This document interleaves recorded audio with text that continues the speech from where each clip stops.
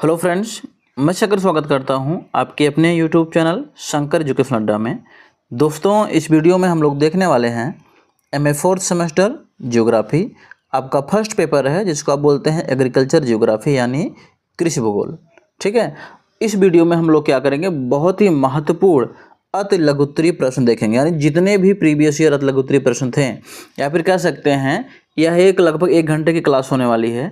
इसमें लगभग आपके बहुत ही ज़्यादा जो है महत्वपूर्ण प्रश्न कवर किए जाएंगे, वो भी सभी अति लघुत्तरीय प्रश्न यहीं से आपको एग्जाम में देखने को मिलेगा। अगर यह वीडियो देख लेते हैं पूरी, तो जितने भी अति लघुत्तरीय प्रश्न आपके एग्जाम में आएंगे वो 100% यहीं से आपको देखने को मिलेंगे। ठीक है ना, तो चलते हैं, देरी न करते हुए आगे बढ़ते हैं। पहला प्रश्न आपका है कि सघन कृषि किसे कहते हैं या सघन कृषि क्या है। ठीक है ना, तो देखिए लिखा गया है, सघन कृषि या फिर सघन खेती जो होती है, कृषि उत्पादन की वह प्रणाली है जिसमें कम जमीन में अधिक परिश्रम, पूंजी, उर्वरक या कीटनाशक आदि डालकर जो है अधिक उत्पादन लिया जाता है। कहने का तात्पर्य है भैया कि कृषि उत्पादन की वह प्रणाली जिसमें कम जमीन में, ठीक है ना, कम जमीन में क्या होता है, अधिक परिश्रम करके, अधिक पूंजी लगा करके, अधिक कीटनाशक दवाएं या फिर अधिक खाद डाल करके अधिक से अधिक उत्पादन लिया जाता है, ज्यादा से ज्यादा उत्पादन लिया जाता है, उसे हम सघन कृषि कहते हैं। ठीक है ना, इसमें एक ही भूमि में जो है वर्ष में कई फसलें बोई जाती हैं। यह जो है, यह कृषि जो है पूर्वी एशिया के सघन जनसंख्या वाले प्रदेशों में काफी ज्यादा प्रचलित है। आई थिंक इतना आपको क्लियर हो गया होगा। चलते हैं, आगे बढ़ते हैं, देरी नहीं करते हुए। तो आपका अगला प्रश्न क्या है कि कृषि उत्पादकता क्या है। बहुत ही महत्वपूर्ण प्रश्न है, बार बार पूछा जाता है कि कृषि उत्पादकता क्या है। तो देखिए लिखा गया है, कृषि उत्पादकता का अभिप्राय किसी इकाई या प्रति हेक्टेयर क्षेत्र की उत्पादित मात्रा से। ठीक है ना, कहने का मतलब ये है, किसी क्षेत्र में, प्रति हेक्टेयर क्षेत्र में जो होता है, जितनी मात्रा में जो है कृषि का उत्पादन होता है, उसे ही क्या कहते हैं हम, कृषि उत्पादकता कहते हैं। ठीक है ना, अतः उत्पादकता प्रति हेक्टेयर उपज को दर्शाता है। भैया जो उत्पादकता है, 1 हेक्टेयर में कितने उपज हुआ है, कितना उत्पादन हुआ है, उसको क्या करता है, कितनी पैदावार हुई है, उसको दर्शाने का काम करता है। आगे दिया गया है, कृषि उत्पादकता प्राकृतिक तत्व जैसे कि आपका उच्चावच, मृदा की उर्वरता, जलवायु तथा मानवीय तत्व जैसे कि आपका किसान की मेहनत, अच्छा प्रबंध, सिंचाई, उन्नत बीज, उर्वरक, पूंजी आदि पर निर्भर करती है। कहने का मतलब यह है, कृषि उत्पादकता जो है वो प्राकृतिक तत्वों पे, प्राकृतिक तत्व जैसे क्या क्या होते हैं, मृदा की उर्वरता, ठीक है ना, जलवायु, उच्चावच और मानवीय तत्व जैसे किसान की मेहनत हो गई, अच्छा प्रबंध हो गया खेती का, ठीक है ना, सिंचाई का अच्छा प्रबंध हो गया, उन्नत बीजों का प्रबंध जो हो गया, उर्वरक, खाद, ये सब, इन सब का जो जितना बढ़िया से उपयोग, मतलब उपलब्धता रहेगी, जितना बढ़िया से सब उपलब्ध रहेंगे, आपकी कृषि उत्पादकता उतनी ही ज्यादा बढ़ेगी। इन सब पे वो निर्भर करती है। आई थिंक इतना आपको क्लियर हो गया होगा। चलते हैं, आगे बढ़ते हैं। अगला प्रश्न हमारा भैया, स्थानांतरित कृषि या फिर झूम कृषि या फिर झूमिंग कृषि किसे कहते हैं। तो देखिए लिखा गया है, स्थानांतरित कृषि या झूमिंग कृषि जो होता है, एक आदिम प्रकार की कृषि है, मतलब काफी पुराने जमाने की कृषि है। ठीक है ना, जिसमें क्या होता है, पेड़ों को काट कर जला दिया जाता है और साफ की गई भूमि पर पुराने उपकरणों से जुताई करके खेती की जाती है।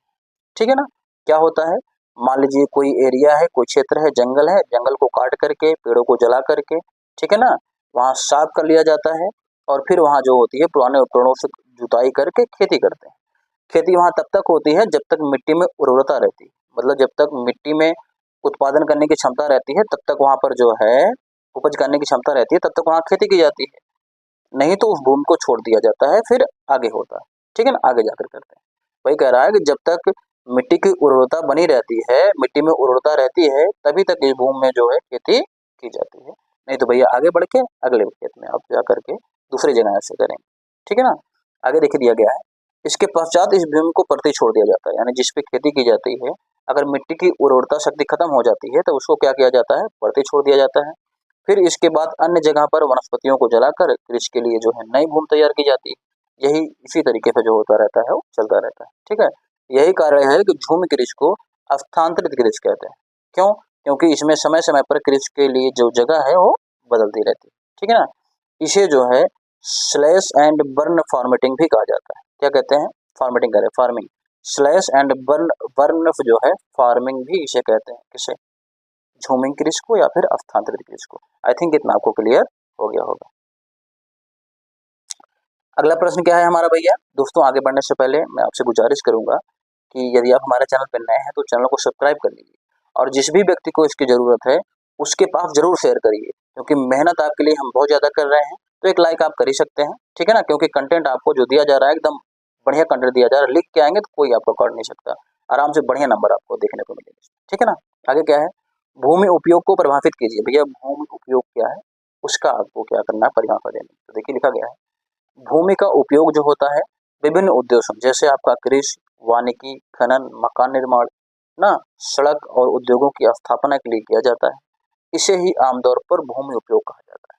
भैया जो भूमि का उपयोग होता है वो तमाम प्रकार के कार्यों में होता है, जैसे कृषि के लिए, ठीक है ना, खनन यानी खदानों को खोदने के लिए, खनन के लिए किया जाता है, मकानों के निर्माण के लिए किया जाता है, सड़क को बनाने के लिए किया जाता है, उद्योगों की स्थापना के लिए किया जाता है। इन्हीं सब के लिए जो इसका उपयोग है इसे ही हम क्या कहते हैं, भूमि उपयोग कहा जाता है, ठीक है ना। उदाहरण के लिए जैसे आपका वन भूमि को ना गैर कृषि भूमि में लाया जाना, ठीक है ना, क्या है, वन भूमि को गैर कृषि भूमि के उपयोग में लाया जाना है, क्या है आपका एग्जाम। गैर कृषि मतलब जिसमें खेती ना की जाती हो और बाकी कार्य किए जाते हैं, ठीक है ना। चलिए आगे बढ़ते हैं कि सस्य गहनता क्या होती है या फिर सस्य गहनता से आप क्या समझते हैं, इसका अर्थ बताइए।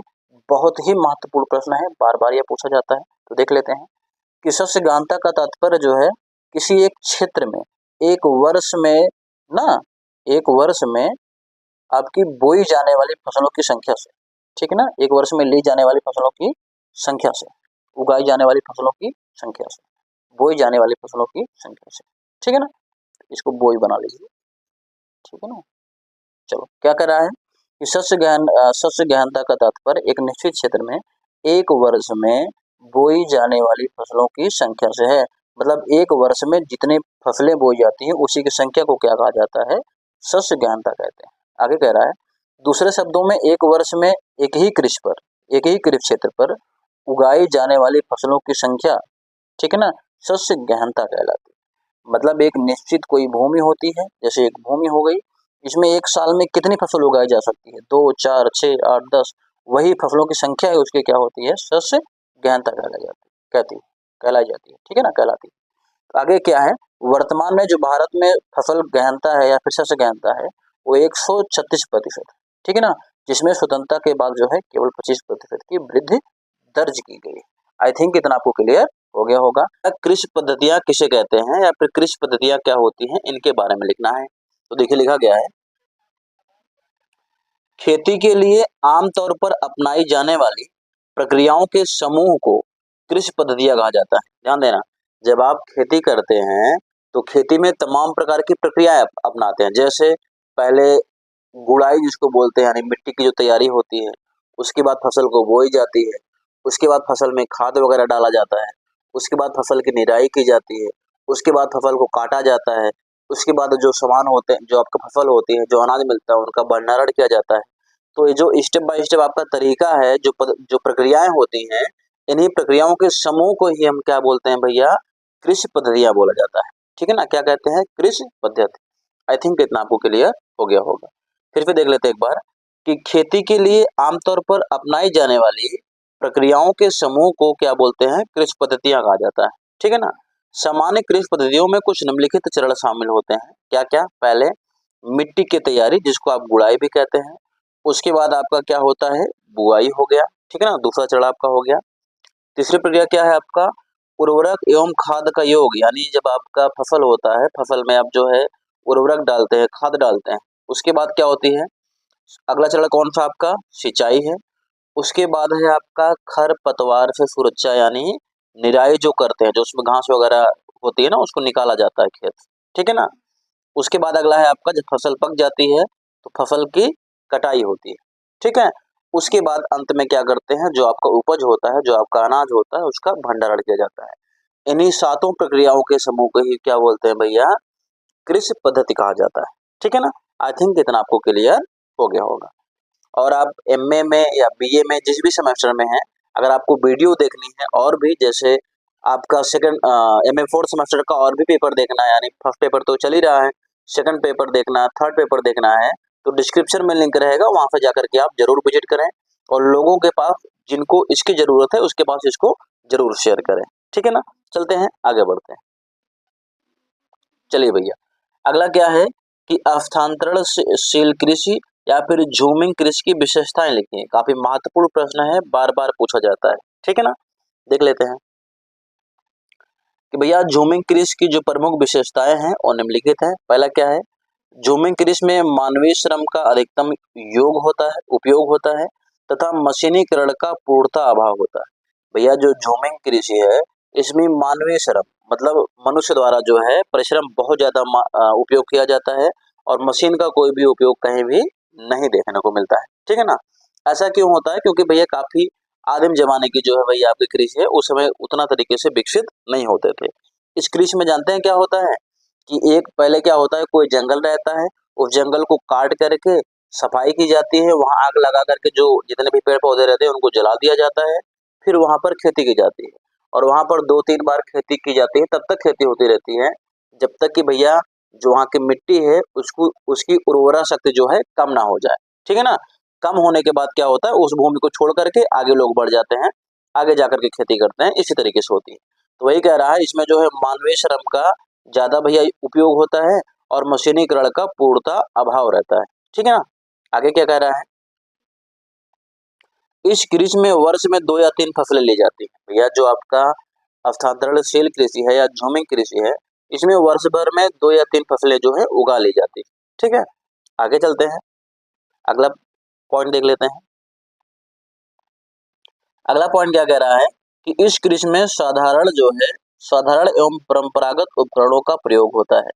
भैया जो आपका झूमिंग कृषि है या फिर स्थानांतरणशील कृषि है इसमें क्या होता है, साधारण प्रकार के एवं परंपरागत यानी पुराने जमाने वाले जो है उपकरणों का प्रयोग किया जाता है। ठीक है ना, आगे क्या है, देखिए आगे लिखा गया है भैया, अगला पॉइंट आपका है कि इस कृषि में केवल खाद्यान्न फसलों का ही उत्पादन किया जाता है। भैया इसमें केवल खाद्यान्न फसलें ही उगाई जाती है। ठीक है ना, अगला क्या है, इस कृषि में, ठीक है ना, कृषि भूमि निरंतर बदलती रहती है। मैंने कहा ना कि भैया एक स्थान पे जंगल में काट करके पेड़ पौधों को जला करके वहां तब तक खेती करते हैं जब तक कि वहां की उर्वरा शक्ति बनी रहती है मिट्टी की। जब वहां की उत्पादन क्षमता खत्म हो जाती है फिर वहां से हट करके दूसरे जगह चले जाते हैं। इसमें क्या होता है भैया, जो कृषि भूमि है, कृषि करने का जो खेत होता है, जो स्थान होता है, वो प्रॉपर क्या होता है, बदलता रहता है। ठीक है, चलते हैं अपने अगले प्रश्न की तरफ। अगला प्रश्न हमारा क्या है, बहुत ही महत्वपूर्ण प्रश्न ये भी है कि भैया ग्रीन हाउस खेती क्या होती है। ठीक है ना, इसके बारे में हमको बताना है क्या है, ग्रीन हाउस खेती या फिर ग्रीन हाउस कृषि। ठीक है ना, या फिर अंग्रेजी में बोले तो ग्रीस हाउस एग्रीकल्चर भी बोला जाता है। तो देखिए आगे चलते हैं, तो देखिए लिखा गया है ग्रीन हाउस खेती भी जो है एक प्रकार की एक कृषि की जो है तकनीकी है। भैया जो ग्रीन हाउस खेती होती है ये भी क्या है, कृषि की एक तकनीकी है। इस तकनीक के माध्यम से क्या होता है, हम तकनीक के माध्यम से हम मौसमी और गैर मौसमी फसलों की जो खेती 12 महीने लगातार कर सकते हैं। मतलब जिस फसल का मौसम है उसकी भी बुआई कर सकते हैं और जिस फसल का मौसम नहीं है, चला गया है, उस फसल की भी बुआई कर सकते हैं, उसको भी तैयार कर सकते हैं 12 महीने यानी पूरे वर्ष भर चाहे जब। ठीक है ना, यह तकनीक फसलों की रक्षा करने और उन्हें कीटों के साथ साथ बीमारियों से मुक्त रखने में काफी ज्यादा सहायक होती है। भैया जो ग्रीन हाउस खेती होती है ना, इसमें क्या होता है, सबसे पहले आपको ग्रीन हाउस बना लिया जाता है। ग्रीन हाउस किसका बनता है आपका, वो कांच का या फिर प्लास्टिक के एक झोपड़ी नुमा जो है बड़ा सा बना लिया जाता है, उसी के अंदर जो है खेती की जाती है। तो वही कह रहा है पूरा पैक रहता है, तो इसमें जो भैया कीटों से और कीटों के साथ साथ बीमारियों से भी फसलों को मुक्त रखा जा सकता है। इसमें बीमारियां बहुत कम देखने को मिलती हैं। ठीक है ना, आगे चलते हैं, आगे लिखा गया है इस तकनीक से खेती करने के लिए सबसे पहले आपको ग्रीन हाउस का निर्माण करना पड़ता है। ठीक है ना, उसके बाद ग्रीन हाउस जो होता है भैया वो पॉलीथिन या कांच से बना हुआ एक अर्धचंद्राकार झोपड़ी नुमा संरचना होती है जिसके अंदर नियंत्रित वातावरण में पौधों को उगाया जाता है। भैया अ, अगर आप जो है ग्रीन हाउस खेती करना चाहते हैं तो ग्रीन हाउस खेती के लिए सबसे पहले आपको ग्रीन हाउस बनाना पड़ेगा, ठीक है ना। ग्रीन ग्रीन हाउस क्या होता है? पॉलीथीन या कांच से बनी जो है एक अर्धचंद्राकार जो है झोपड़ी नुमा संरचना होती है, जिसके अंतर्गत जो वातावरण होता है वो नियंत्रित होता है, ठीक है ना। जैसे हम चाहते हैं वैसे रख सकते हैं। उसमें पौधों को क्या किया जाता है? उगाया जाता है तथा उत्पादन को प्रभावित करने वाले वाले कारकों को, जैसे सूर्य का प्रकाश, ना तापमान, आर्द्रता आदि विभिन्न कारकों पर नियंत्रण होता है। कहने का मतलब जो फसलों को प्रभावित करते हैं, जो उत्पादन को प्रभावित करते हैं, उन सब कारकों को भी जो है नियंत्रण किया जा सकता है आपकी इस प्रकार की खेती में। आई थिंक इतना आपको क्लियर हो गया होगा। चलते हैं आगे बढ़ते हैं। फसल चक्र क्या है? ठीक है ना, देखिए लिखा गया है किसी निश्चित क्षेत्रफल पर निश्चित अवधि के लिए भूमि की उर्वरता को बनाए रखने के उद्देश्य से फसलों का अदल बदल कर उगाने की प्रक्रिया को फसल चक्र कहा जाता है। मान लीजिए ये भूमि है, ठीक है ना। यहाँ पर क्या करते हैं साल भर में, ठीक है ना, साल भर में हम अलग अलग फसलें बोते हैं। मतलब एक बार गेहूं बोया जाता है, फिर एक बार चावल बोया जाता है, फिर एक बार दाल बोई जाती है। इससे क्या होती है, जो भैया मिट्टी रहती है, मिट्टी की उर्वरा शक्ति जो है बनी रहती है। तो फसलों की अदल बदल कर बोने की प्रक्रिया को ही क्या बोलते हैं भैया? फसल चक्र बोला जाता है, ठीक है ना। कुछ प्रति पर आधारित फसल चक्र है, देख लीजिए। जैसे पहले प्रति पर आधारित होता है, पहले खेत प्रति रहता है, उसके बाद गेहूं बोया जाता है, फिर गेहूं बोने के बाद भैया खेत को प्रति छोड़ते हैं, फिर आलू बोया जाता है, फिर आलू बोने के बाद खेत को क्या करते हैं? प्रति छोड़ते हैं, फिर आपका सरसों बोया जाता है, धान बोया जाता है, फिर उसके बाद प्रति रहता है। इसी चक्र में क्या, प्रति का मतलब खाली छोड़ना, ठीक है ना। इसी इसी चक्र में क्या होता है भैया? आपका फसलें बोई जाती है। इसी को ही क्या बोलते हैं? फसल चक्र। आई थिंक आपको वीडियो क्लियर हो गई। उत्पादन लागत क्या है इसके बारे में बताना है। प्रश्न काफी महत्वपूर्ण है और बार बार पूछे गए हैं, तो इस बार भी पूछे जाने की संभावना है, ठीक है ना। तो क्या है भैया, उत्पादन लागत क्या है इसके बारे में बताना है। तो देखिए लिखा गया है वस्तु के उत्पादन में खर्च होने वाला व्यय, ठीक है ना, जिसमें आपका फसल का पारिश्रमिक लागत, मिट्टी तैयार होने में लगने वाला खर्च व अन्य निराई और गुड़ाई का खर्च भी शामिल होता है, उसे उत्पादन लागत कहते हैं। क्या कह रहा है भैया? कोई भी वस्तु है, उस वस्तु को उत्पादित करने में, ठीक है ना, उस वस्तु का उत्पादन करने में जितना भी खर्च होता है उसको हम क्या बोलते हैं? उत्पादन लागत बोलते हैं। क्या बोलते हैं? उत्पादन लागत। अब इसमें क्या-क्या सम्मिलित हो सकता है? आपका फसल का जो पारिश्रमिक लागत हो सकता है, मिट्टी तैयार होने में जो खर्च लगता है, वो भी लागत इसी में सम्मिलित होता है, और निराई-गुड़ाई में जो खर्चे लगते हैं, वो सबको मिला कर के आप क्या बोलते हैं? उत्पादन लागत। आई थिंक इतना आपको क्लियर हो गया होगा। चलते हैं अपने अगले प्रश्न की तरफ। अगला प्रश्न हमारा क्या है? परिवहन लागत क्या है इसके बारे में बताना है। तो देखिए लिखा गया है उत्पादित वस्तु को एक स्थान से दूसरे स्थान पर ले जाने में माल भाड़ा के रूप में प्रयोग किया जाने वाला खर्च जो होता है, ठीक है ना, इसके रूप में किया जाने वाला खर्च जो होता है, जिसमें माल को उतारने और लादने का भी शामिल होता है, उसे परिवहन लागत कहते हैं। मतलब कोई भी वस्तु है, कोई भी उत्पादित फसल है, कोई वस्तु है, उसको एक स्थान से दूसरे स्थान पर जब आप ले जाते हैं, तो यहाँ लादते हैं और यहाँ उतारते हैं, ठीक है ना। तो यहाँ से यहाँ तक ले जाने में जितने भी खर्चे आते हैं, उन सभी खर्चों को क्या कहा जाता है भैया? परिवहन लागत कहते हैं। आई थिंक इतना आपको समझ में आ गया होगा। वीडियो ज़्यादा लंबी ना हो दोस्तों, इसलिए छोटा-छोटा बनाया जाता है, 5-5 मिनट का, 8-8 मिनट का, ठीक है ना। 5 क्वेश्चन ही हम इसमें रखते हैं, ताकि आप आसानी से देख सकें। और आप लोगों से एक गुजारिश और है कि वीडियो को आप लोग पूरा देखा करें। वीडियो को पूरा नहीं देखते हैं और कहते हैं कि वीडियो समझ में नहीं आती। जब तक पूरा नहीं देखेंगे, तो चीज़ें आपको क्लियर नहीं होगी। चलते हैं, आगे बढ़ते हैं। अगला क्या है आपका? आर्थिक लगान। बहुत ही महत्वपूर्ण प्रश्न है कि आर्थिक लगान क्या होता है। तो देखिए लिखा गया है कि किसी भूमि से उत्पादित फसल के विक्रय मूल्य से, ठीक है ना, क्या होता है? किसी भूमि से उत्पादित फसल के विक्रय मूल्य से उत्पादन लागत और परिवहन दोनों के सम्मिलित योगों को, ठीक है ना, घटाने से जो परिणाम आता है, ठीक है, उसे आर्थिक लगान या फिर आर्थिक लाभ कहते हैं। अब ध्यान सुनना, तब चीजें क्लियर हो जाएंगी। मान लीजिए कोई फसल जो है बेची गई है, कोई फसल जो है बेची गई है 100 रुपए में, कितने रुपए में? 100 रुपए में बेची गई। ये आपका विक्रय मूल्य, ठीक है ना। इधर देख लेते हैं, किसी फसल का जो विक्रय मूल्य है वो कितना है भैया? 100 रुपए में बेची गई। और इस फसल को जो है उत्पादन करने में, इस फसल को उत्पादन करने में 50 रुपए का खर्चा आया है, ठीक है ना। कितने का आया है? 50 रुपए का। और इसमें जो है इसकी परिवहन करने में, यानी वहां से एक स्थान से दूसरा स्थान ले जाने में इसमें जो आया है 20 रुपए का खर्चा आया है। कितने का? 20 रुपए का खर्चा आया। अब दोनों को अगर आप टोटल कर लेंगे कितना आ जाएगा? 70 रुपीज, यानी 70 रुपए, ठीक है ना। अब जब इस 70 रुपया को आप जो है फसल के विक्रय मूल्य से, किससे?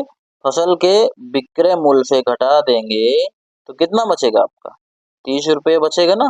तो यही 30 रुपये आपका क्या कहलाता है भैया? आर्थिक लगान या फिर आर्थिक लाभ, ठीक है ना। फिर से एक बार देख लेते हैं चाची, ताकि आपका जो चीजें हैं वो क्लियर हो जाएं। तो देखिए क्या कह रहा है कि भैया किसी भूमि से उत्पादित फसल के विक्रय मूल्य से, जो भी फसल आप उत्पादित करते हैं, जिस फसल का उत्पादन करते हैं और जब उसको बेचते हैं तो ये विक्रय मूल्य कहलाता है। उसके विक्रय मूल्य से, ठीक है ना, विक्रय मूल्य से क्या क्या घटाना है? उत्पादन लागत को और परिवहन को, दोनों को जोड़ लेना है। उस जोड़ को, उस योग को क्या करना है? आपके विक्रय मूल्य से घटाना है। जो परिणाम आएगा वही आपका क्या कहलाता है भैया? आर्थिक लगान या फिर आर्थिक लाभ कहलाता है। आई थिंक इतना आपको क्लियर हो गया होगा। अगला प्रश्न हमारा क्या है भैया? समांगी प्रदेश किसे कहते हैं? ये आपका प्रश्न है। तो देखिए लिखा गया है, ऐसा भूभाग जहाँ पर समस्त भौतिक एवं मानवीय परिस्थितियां एक समान हो उसे समांगी प्रदेश कहते हैं, ठीक है ना। क्या है?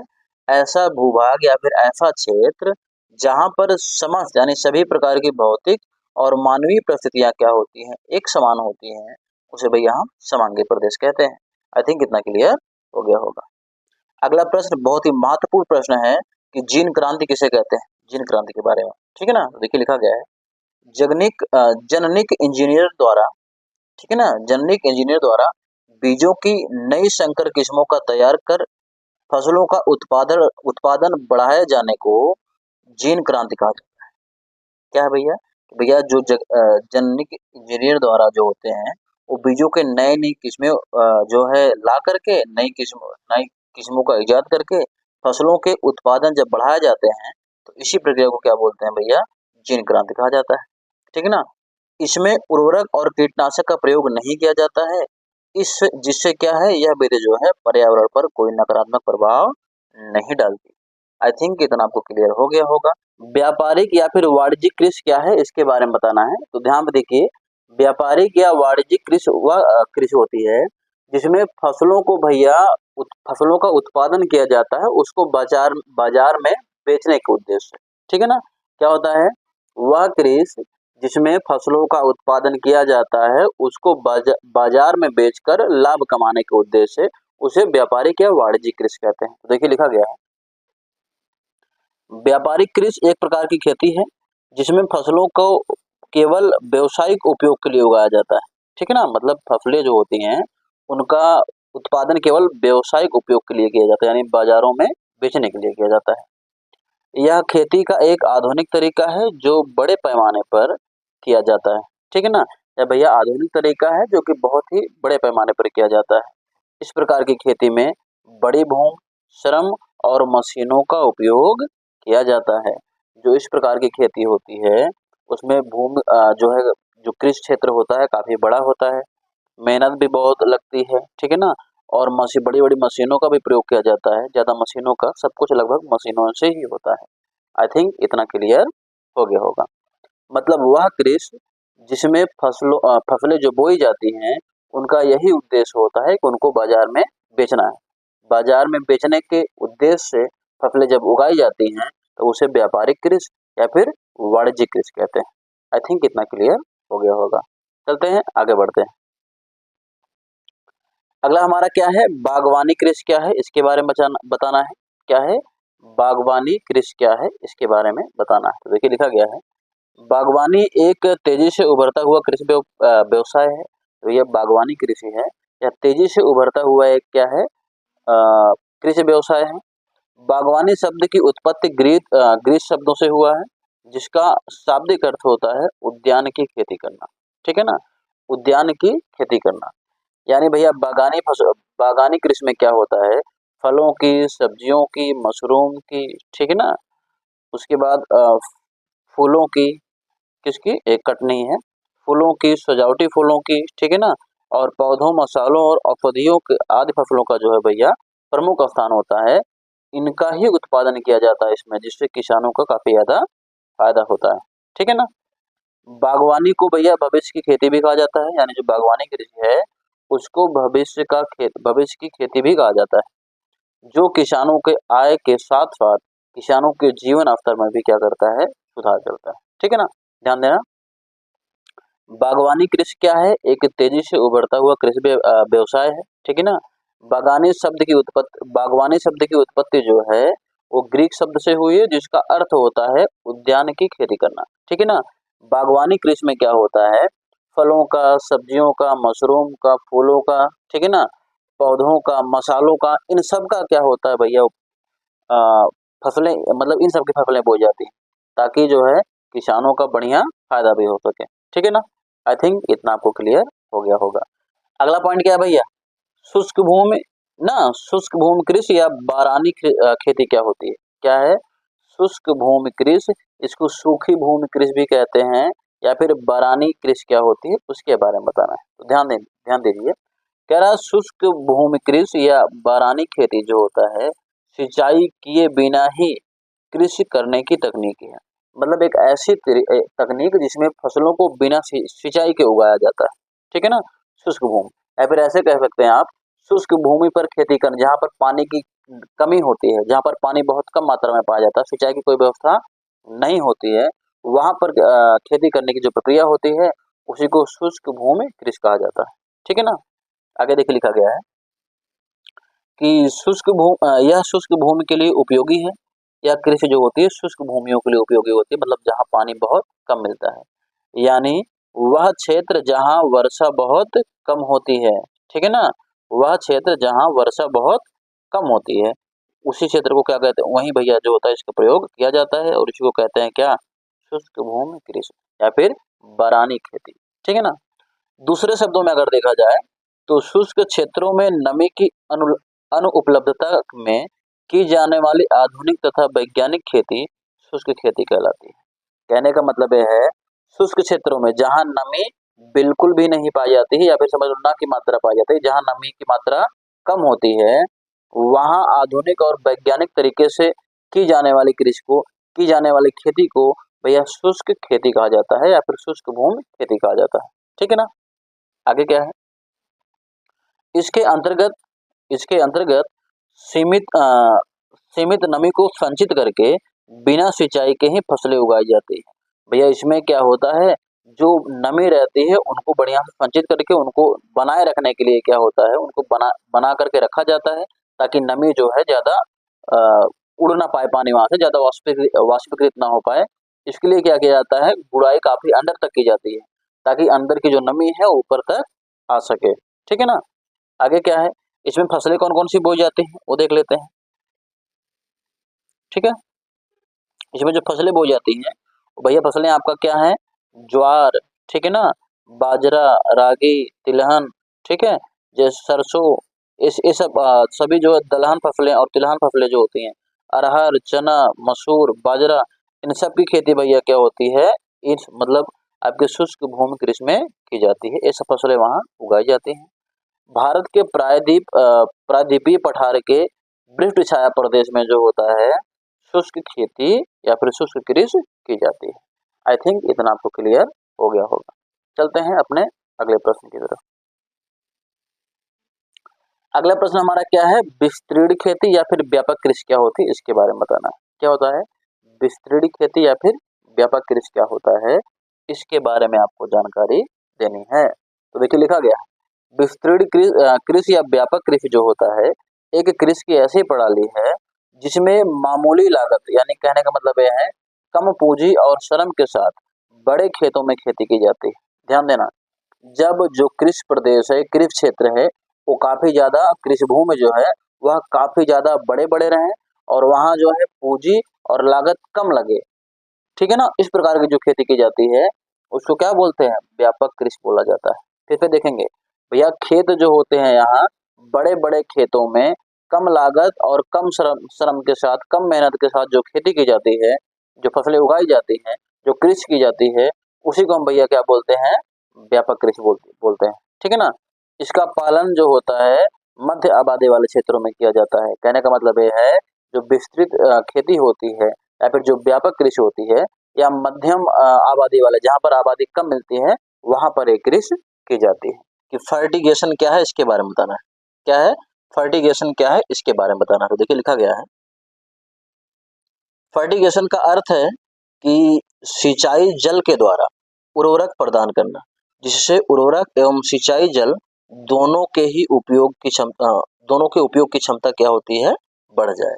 ध्यान देना, क्या होता है जब आप सिंचाई करते हैं तो सिंचाई में यानी जल में क्या है, उर्वरक घोल करके, ठीक है ना, जल में उर्वरक घोल करके जब पौधों को दिया जाता है, तो वही प्रक्रिया क्या बोली जाती है आपकी, फर्टिगेशन बोला। ठीक है ना, क्या बोलते हैं उसको, फर्टिगेशन। यानी सिंचाई जल के साथ साथ उसी में उर्वरक भी मिला दिया जाता है, घोल दिया जाता है। उसको घोल करके जब पौधों को दिया जाता है, तब उसी प्रक्रिया को क्या बोलते हैं, फर्टिगेशन। तो वही लिखा गया है कि भैया फर्टिगेशन का अर्थ होता है सिंचाई जल के द्वारा उर्वरक प्रदान करना। ठीक है ना, जिससे उर्वरक एवं सिंचाई जल दोनों के ही उपयोग की क्षमता जो होती है, बढ़ जाती है। यह एक प्राचीन विधि है जिसका उपयोग एंथेस के ग्रेप्स वृक्षों में पोषक तत्वों एवं सिंचाई जल प्रदान करने के लिए किया जाता था। जो भैया आपका फर्टिगेशन है, यह एक काफी प्राचीन विधि है जिसका प्रयोग जो है एथेंस के ग्रेप्स वृक्षों में, ठीक है ना, वृक्ष का नाम है, ग्रेप्स वृक्षों में जो है पोषक तत्वों एवं सिंचाई जल को प्रदान करने के लिए इसका प्रयोग किया जाता था। इसके आधुनिक स्वरूप का जन्मदाता जो है इजराइल को माना जाता है। ठीक है ना। आगे लिखा गया है कि इसका उपयोग बाग बगीचे, सब्जियां, ठीक है ना, ग्रीन हाउसों, पुष्पों आदि में सफलतापूर्वक किया जाता है। कपास, मक्का, तंबाकू आदि में यह विधि अत्यंत उपयोगी पाई गई है। मतलब इन सब में यह विधि जो है काफी ज्यादा उपयोगी साबित होती है। आई थिंक इतना आपको क्लियर हो गया होगा। चलते हैं, आगे बढ़ते हैं अपने अगले प्रश्न की तरफ। अगला प्रश्न हमारा क्या है, खाद्य सुरक्षा। यह प्रश्न आपका जो है भैया बहुत ही महत्वपूर्ण है, यानी खाद्य सुरक्षा वाला, कि खाद्य सुरक्षा क्या है उसके बारे में बताना है। तो देखिए लिखा गया है कि संक्षिप्त रूप से खाद्य सुरक्षा का अभिप्राय किसी राष्ट्र के द्वारा उसके कृषि उत्पादन को जनसंख्या वृद्धि के अनुरूप बढ़ाना एवं खाद्यान्न के वितरण की ऐसी व्यवस्था सुनिश्चित करना है ताकि हर नागरिक को पर्याप्त भोजन प्राप्त हो सके। ध्यान दो, भैया कह रहा है कि खाद्य सुरक्षा का मतलब यह है किसी राष्ट्र के द्वारा वहां के कृषि उत्पादन को इतना बढ़ाना कि भैया जो जनसंख्या है उस देश की, उसको आराम से जो है खाद्यान्न प्राप्त हो सके, भोजन जो है आराम से प्राप्त हो सके, खाद्यान्न की वितरण जो है उस व्यवस्था को ऐसा करना ताकि लोगों तक जो पर्याप्त भोजन उनका होता है वो उन तक पहुंच सके। ठीक है ना। आगे लिखा गया है, नागरिकों के संवैधानिक मौलिक अधिकार, ठीक है ना, भोजन प्राप्ति के अधिकार की रक्षा करना खाद्य सुरक्षा है। क्या कह रहा है कि नागरिकों के संवैधानिक मौलिक अधिकार जो है, कौन सा अधिकार, भोजन प्राप्ति का अधिकार, ठीक है ना, इसकी रक्षा करना आप कह सकते हो खाद्य सुरक्षा है। आगे क्या लिखा गया है, यह किसी राष्ट्र धर्म यह किसी भी राष्ट्र का धर्म है कि उसका कोई नागरिक भूखा न रहे, भूख व कुपोषण से उसकी मृत्यु न हो, अथवा वे आधे पेट रहकर या कुपोषण से ग्रसित होकर जीवन यापन न करे। कह रहा है कि भैया कोई भी राष्ट्र है, यह राष्ट्र का प्रथम धर्म होता है कि उस राष्ट्र का जो नागरिक है कभी भी भूखा न रहे, कभी भी भूख और कुपोषण से ग्रसित होकर के उसकी मृत्यु ना हो, और कभी भी आधे पेट रह करके या फिर कुपोषण से ग्रसित होकर के वह अपना जीवन यापन न करे। यही प्रक्रिया आपकी किसके अंतर्गत आती है भैया, खाद्य सुरक्षा। आई थिंक इतना आपको क्लियर हो गया होगा। आगे बढ़ने से पहले मैं आपसे गुजारिश करूंगा, यदि आप हमारे चैनल पर नए हैं तो चैनल को सब्सक्राइब कर लें और इस वीडियो को लाइक करना न भूलें, और जिस भी व्यक्ति को जरूरत है उस वीडियो को ज्यादा से ज्यादा शेयर करिए, क्योंकि पढ़ेगा इंडिया तभी तो बढ़ेगा इंडिया। चलते हैं, आगे बढ़ते हैं। अगला क्या है आपका, जैविक या फिर ऑर्गेनिक खेती क्या होता है, ये भी बहुत महत्वपूर्ण प्रश्न है। क्या है, जैविक या फिर ऑर्गेनिक खेती, ठीक है ना, इसके बारे में जानकारी। तो देखिए लिखा गया है, जैविक कृषि का अर्थ है कि जैविक संबंध सूत्रता की क्षमता में कृषि करना। ठीक है ना, लैम्ब्किन ने जैविक कृषि की परिभाषा एक ऐसी उत्पादन प्रणाली के रूप में की है जिसमें उर्वरकों, कीटनाशकों और आपका विकास नियामकों और अतिरिक्त मवेशी आहार का उपयोग न किया जाए अथवा उनके प्रयोग से बचा जाए। ध्यान देना, ऑर्गेनिक कृषि क्या होता है? जब आप खेती में जो जो आप खेती करते हो जिसमें ना ही किसी प्रकार के कीटनाशक यूज होते हैं, ना ही किसी प्रकार के उर्वरक यूज होते हैं, ठीक है ना? इन सब का प्रयोग किए बिना ही खेती का योग मतलब खेती करना ही क्या कहलाता है आपका? ऑर्गेनिक खेती या फिर जैविक खेती कहलाता है। ठीक है ना? आगे लिखा गया है कि कार्बनिक खेती प्रणाली में फसल चक्र, फसल अवशेषों, मवेशियों के मल मूत्र आदि से तैयार खाद जो होते हैं, फलीदार पौधे जो होते हैं उनसे जो हरी खाद बनती है, ठीक है ना? खेत में इतर कार्बन कचरा और भूमि की उत्पादकता तथा जुताई बनाए रखने के लिए पौधों को पोषक तत्वों की आपूर्ति करने और कीटों और खरपतवारों व अन्य कीड़ों पर नियंत्रित करने के लिए जैव कीटनाशक प्रणालियों के विभिन्न पहलुओं पर अधिकतम निर्भर रहा जाता है। भैया जो आपका कार्बनिक खेती प्रणाली होती है इसमें क्या होता है? फसल चक्र का उपयोग किया जाता है। फसल चक्र क्या होता है? फसलों का अदला बदली करके बोना क्या कहलाता है आपका? फसल चक्र कहलाता है। ठीक है ना? फसल चक्र। और जो फसलों के अवशेष बचते हैं उनसे जो खाद बनती है, जो मवेशियों होते हैं यानी जो अ, पशु जो पाले जाते हैं उनके जो मल मूत्र गोबर वगैरह जो उससे निकलता है उससे जो खाद बनती है, और जो फलीदार पौधे उनके जो हरी पत्तियां सड़ के उनसे जो खाद बनती है, ठीक है ना? इन सब का उपयोग करके भूमि की उत्पादकता को बनाए रखना और उसकी जुताई को बनाए रखने के लिए पोषक तत्वों की आपूर्ति करने के लिए कीटों और खरपतवारों व अन्य कीड़ों पर नियंत्रित करने के लिए जो है ये विभिन्न पहलुओं पर अधिकतम निर्भर रहा जाता है भैया इस खेती में। किसमें? ऑर्गेनिक खेती में। ठीक है ना? आगे क्या कह रहा है कि इस अवधारणा में भूमि को एक जीवांत प्रणाली समझा जाता है। भैया इस अवधारणा में क्या होता है? भूमि को एक जीवांत प्रणाली समझा जाता है जिसमें लाभदायक जीव समूह की गतिविधियों को बढ़ावा दिया जाता है। इसमें जो लाभदायक जीव समूह होते हैं उनका बढ़ावा मिलता है। साफ साफ आप इतना याद रखिए, बिना किसी उर्वरक का, बिना किसी खाद का, ठीक है ना, बिना किसी रासायनिक पदार्थों का खेती करना, फसलों को उगाना, ये क्या कहलाता है आपका? क्या कहलाता है? ऑर्गेनिक खेती। इसमें किसी भी जो है रासायनिक खाद का प्रयोग नहीं किया जाता बल्कि देसी खाद का प्रयोग किया जाता है। जो आपके मतलब जो पेड़ पौधे जो सड़ते हैं उनसे जो खाद बनती है, जो आपके पशु पशु होते हैं उनके गोबर वगैरह पे जो खाद बनती है वो सारी चीजें इसमें जो होती है डाली जाती है। ठीक है ना? अगला प्रश्न हमारा क्या है? कुपोषण एवं भूख एवं कुपोषण, इसके बारे में बताना है। तो देखिए लिखा गया है कि भूख एवं कुपोषण लगभग समानार्थी महसूस होते हैं।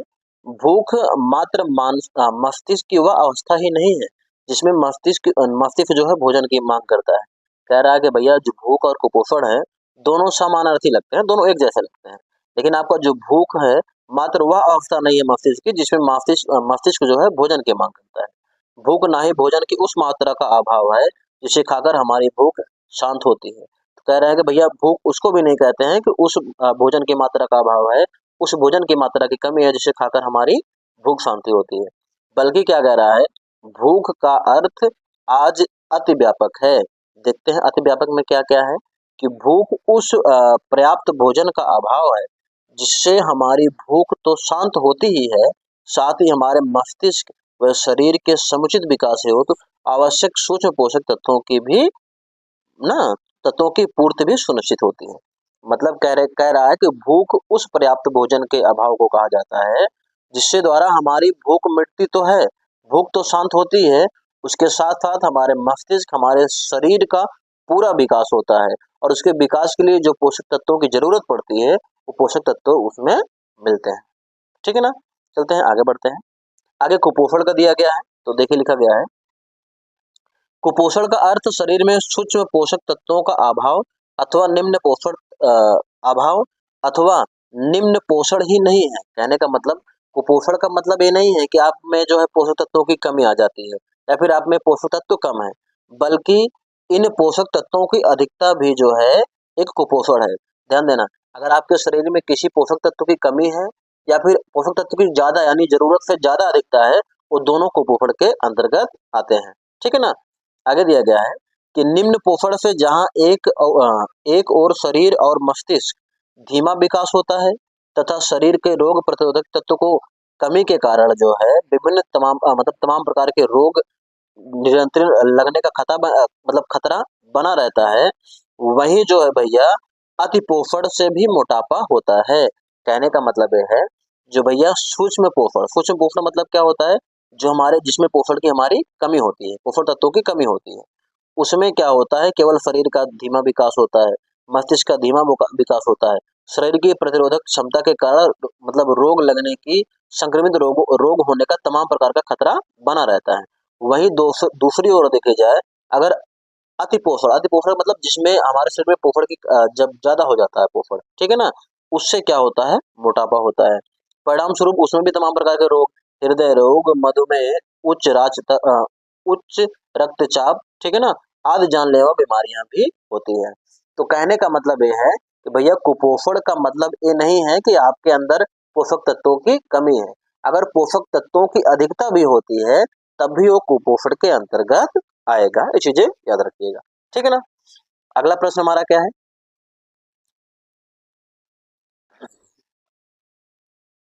अगला प्रश्न क्या है कि कृषि भूगोल के प्रमुख उपागम लिखिए, ठीक है ना, इसके बारे में बताना। तो देखिए लिखा गया है, कृषि भूगोल के अध्ययन के निम्नलिखित 4 उपागम, कौन कौन सा, वस्तुपरक उपागम, प्रादेशिक उपागम, क्रमबद्ध उपागम और तंत्र उपागम।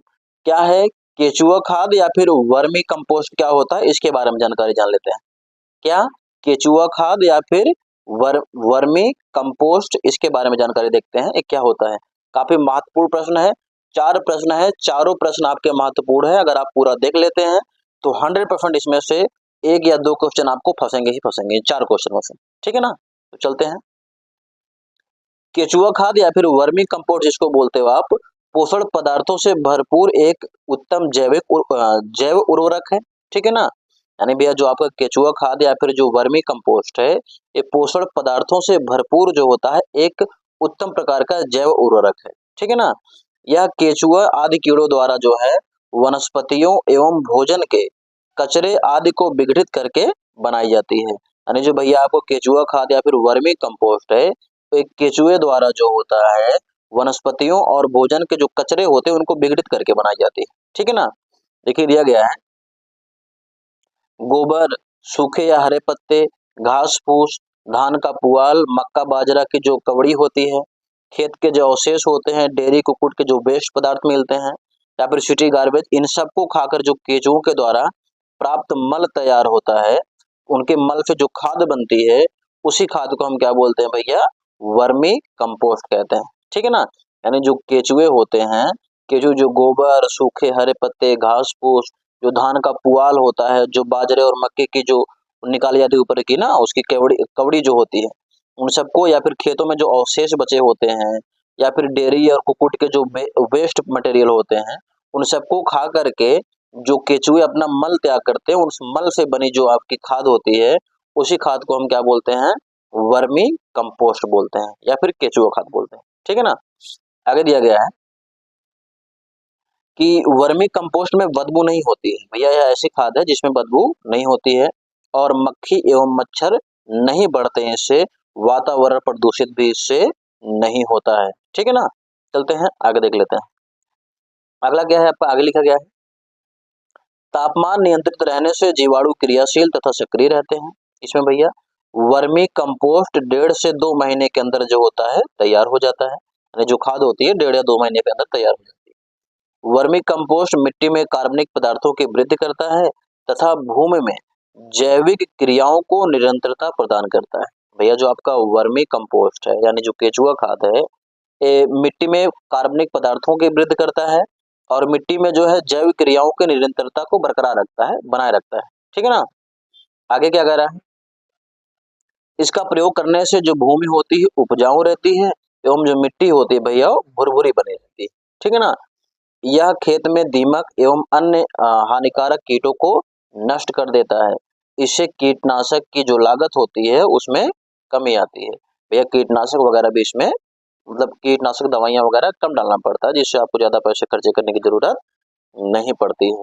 आई होप इतना क्लियर हो गया होगा। आगे के जो प्रश्न तीनों है बहुत ज्यादा महत्वपूर्ण प्रश्न है। आपका श्वेत क्रांति, हरित क्रांति और नीली क्रांति, इन तीनों में एक क्रांति जरूर पूछा जाएगा, आपका 100% पूछा जाएगा। ठीक है ना। तो देखिए लिखा गया है,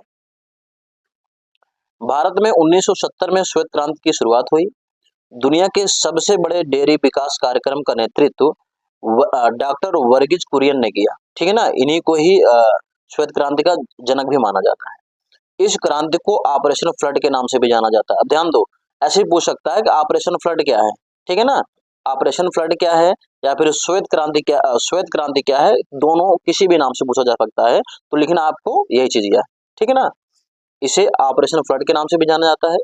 इसने दूध की कमी झेल रहे देश को दुनिया में सबसे ज्यादा दुग्ध उत्पादन करने वाला देश बना दिया।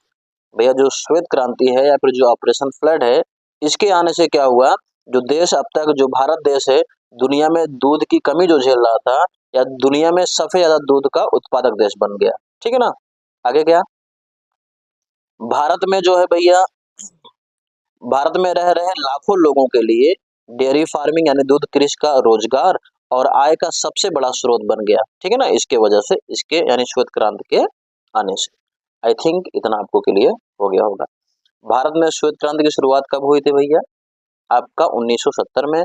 श्वेत क्रांति जो है दुग्ध उत्पादन से संबंधित है, यानी दूध उत्पादन से संबंधित है। और जो श्वेत क्रांति के जो जनक हैं, वो उनका नाम वर्गीज कुरियन है, डॉक्टर वर्गीज कुरियन। श्वेत क्रांति को ऑपरेशन फ्लड के नाम से भी जाना जाता है। श्वेत क्रांति के आने से जो भारत देश दूध की कमी से झेल रहा था, वही भारत देश इसके आने से पूरी दुनिया भर में ना सबसे ज्यादा दूध उत्पादन करने वाला देश बन गया। और इसके आने से जब दूध की ज्यादा उत्पादन होने लगा इसमें, तो भैया ग्रामीण जो भारत में रहने वाले लाखों लोग कृषक थे, उन्होंने डेयरी फार्मिंग स्टार्ट कर दी, जिससे उनके रोजगार और आय में काफी ज्यादा बढ़ोतरी हुई। ठीक है ना, चलते हैं आगे बढ़ते हैं। अगला है भैया हरित क्रांति। हरित क्रांति क्या है, तो देखिए लिखा गया है, हरित क्रांति से अभिप्राय कृषि के क्षेत्र में अपनाए जाने वाले उन कार्यक्रमों एवं तकनीकों से है जिससे कृषि के उत्पादन और उत्पादकता में वृद्धि होती है। क्या कह रहा है कि भैया हरित क्रांति से अभिप्राय कृषि के क्षेत्र में अपनाए जाने वाले उन कार्यक्रम या तकनीकों से है जिसकी वजह से कृषि उत्पादन और कृषि उत्पादकता में क्या होती है, वृद्धि होती है, बढ़ोतरी देखने को मिलती है।